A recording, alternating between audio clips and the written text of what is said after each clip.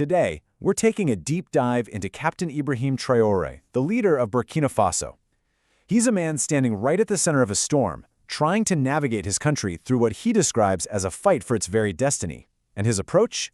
Well, it's as intense as the challenges he's up against. This quote, man, it just says it all, doesn't it? This really is the core philosophy of Captain Traoré. There's absolutely no middle ground here, no room for compromise on the mission he's on. We're talking about an all-or-nothing strategy to completely change the course of his nation, and it just sets the stage for some incredibly high stakes.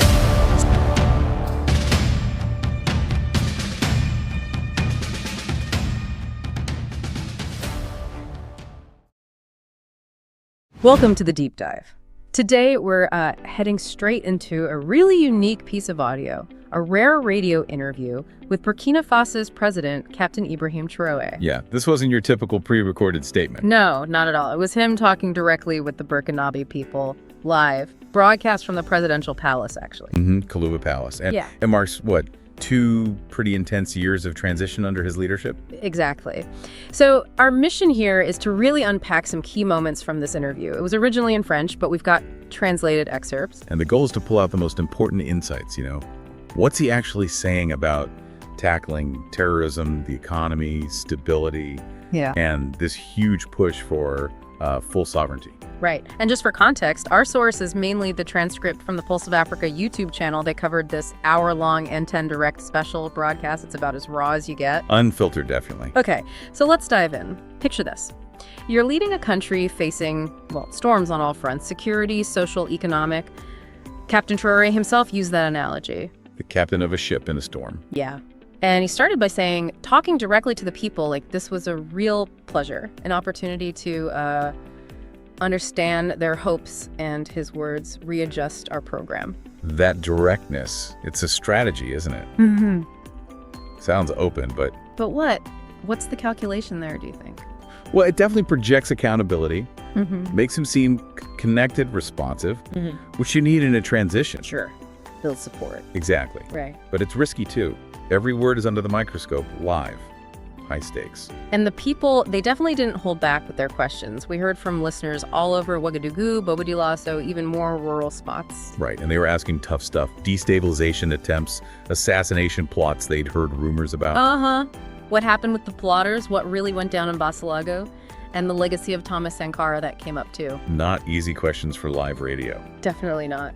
But his response to the destabilization and assassination stuff, honestly, it was pretty striking. How so? He basically called them normal, said they're just accepted risks when you take on the job of steering the ship. Normal. That's right.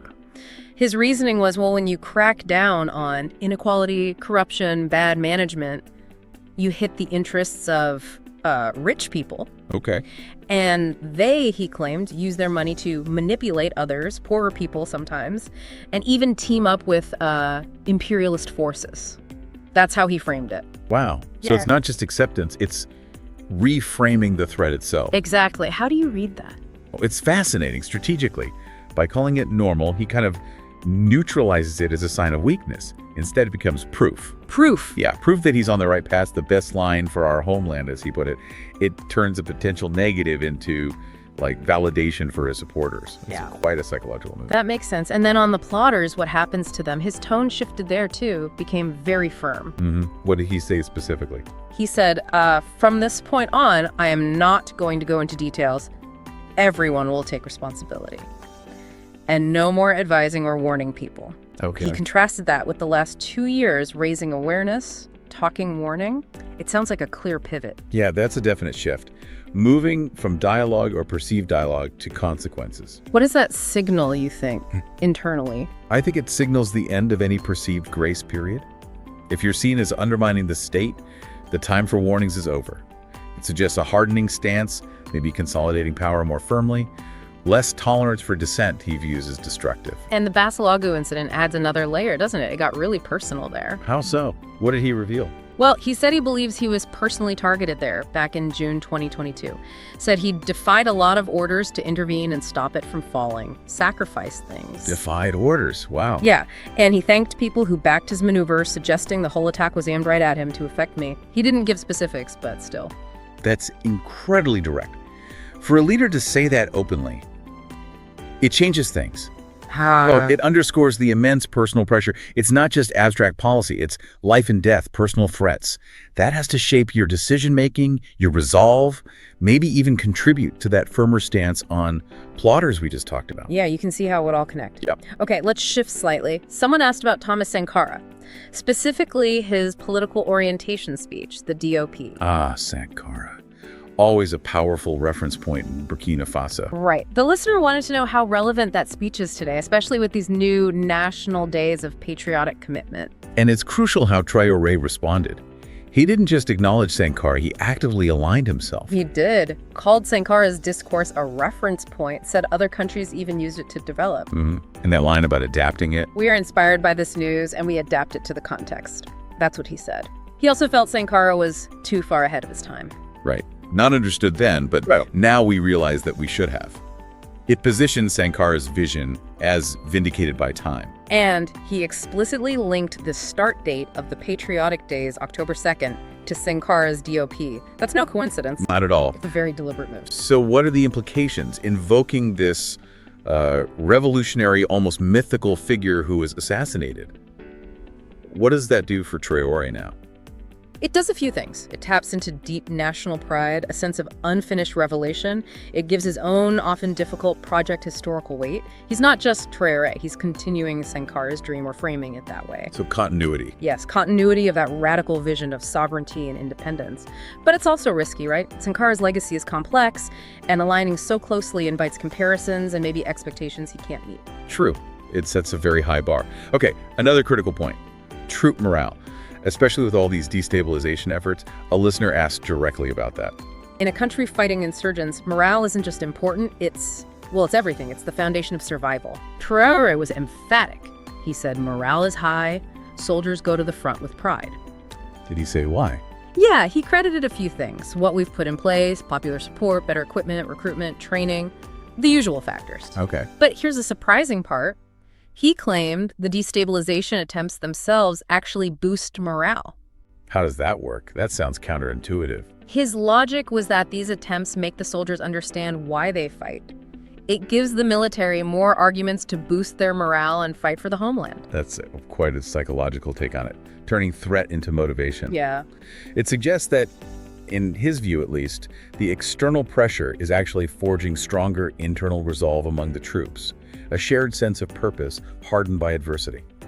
Fascinating. It really is. And this whole interview, as the Pulse of Africa analysis pointed out, it feels bigger than just Burkina Faso. Absolutely. It mirrors struggles across the continent.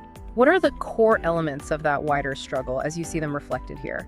Well, you've got the clear demand for true sovereignty, pushing back against foreign interference.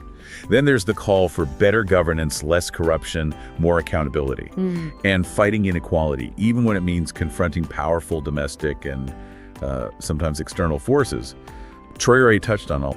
And when he talks about specific dreams like, we want malaria treated for free, we want children to attend school without paying a franc, those aren't just Burkinabe dreams, are they? Not at all. Those are universal aspirations across Africa.